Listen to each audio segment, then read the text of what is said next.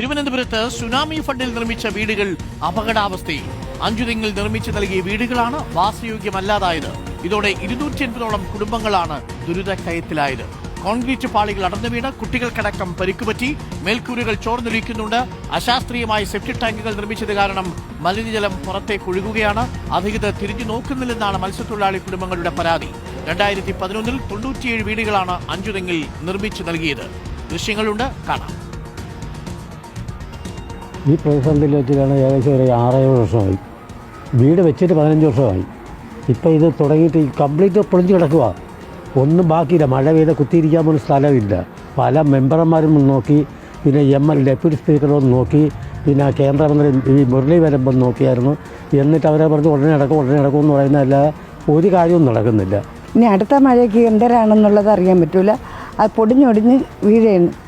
രാത്രിയാകുമ്പോൾ മഴ വേണമെങ്കിലും